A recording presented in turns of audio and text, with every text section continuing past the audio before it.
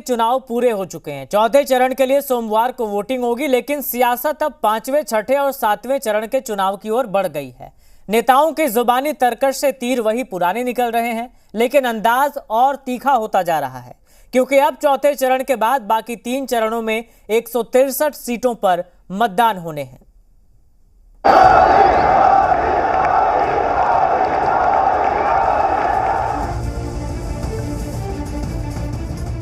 बहनों, कुछ विशेष बात कर आया। एक में लड़ाई में है, बल्कि 79 जीत रहे हैं।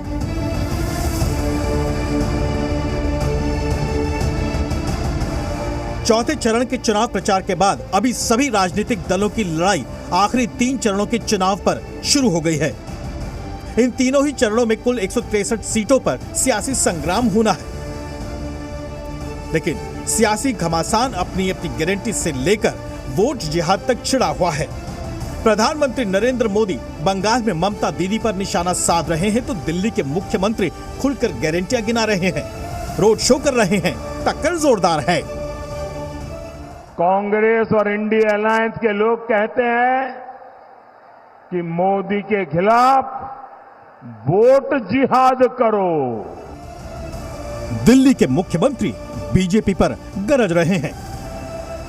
ये भी संविधान बदलेंगे, देश के अंदर चुनाव बंद कराएंगे। दोस्तों, रायबरेली की जनता से अमित शाह सवाल कर रहे हैं, तो गांधी परिवार भी जोरदार पलटवार कर रहा है। लोकतंत्र के अंदर 5 साल तक यहां से चुन कर जाने के बाद सोनिया जी और इनका परिवार रायबरेली कितनी बार आया है? भैया बताओ तो जरा। पहले कभी किसी प्रधानमंत्री ने ये स्कीम तो नहीं बनाई कि जो भी चंदा देगा राजनीतिक दलों को उसका नाम गुप्त रहेगा। मोदी जी ने ये स्कीम बना दी। अमेठी में यूपी के सीएम योगी ने हुंकार भरी, तो जवाब में अखिलेश यादव ने इंडिया गठबंधन की जीत का दावा कर दिया है। अब की बार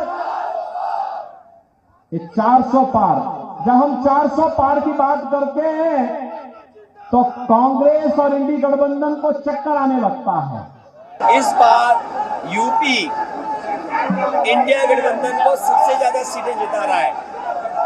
एक में लड़ाई में है, बल्कि 79 जीत रहे हैं। तेजस्वी यादव भी पीएम मोदी पर जमकर हमलावर दिखे। हमारे नौकरी के एजेंडे ने एक 34 साल के नौजवान ने प्रधानमंत्री जी को सड़क पे लाने का काम किया है। तो आप बताइए, प्रधानमंत्री जी बिहार 8-9 बार आ चुके हैं, अब एक बार भी बिहार का अगला 5 साल बिहार के लिए क्या करेंगे? कोई विजन, कोई रोड मैप बताया बिहार के लोगों को? पीएम मोदी की गारंटी के जवाब में केजरीवाल भी अपनी 10 गारंटी दे रहे हैं। 5 गारंटी दे रहा हूं। धर्म के आधार पर आरक्षण नहीं दिया जाएगा। रामनवमी मनाने से, भगवान राम की पूजा से कोई आपको रोक नहीं पाएगा। एक तरफ है मोदी की गारंटी, एक तरफ है केजरीवाल की गारंटी। और अब तो अगली साल चूंकि मोदी जी रिटायर होंगे, तो उनकी रिटायरमेंट के बाद मोदी की गारंटी कौन पूरी करेगा, इसका भी कोई वो नहीं है। और केजरीवाल की गारंटी, केजरीवाल यही है, कहीं नहीं जा रहा। हालांकि बीजेपी और आम आदमी पार्टी में अगला पीएम कौन होगा, उसको लेकर वार पलटवार का दौर शुरू हो चुका है। आम आदमी पार्टी उत्तराधिकार का नाम पूछ रही है, तो बीजेपी मोदी के वारिस देशवासियों को बता रही है।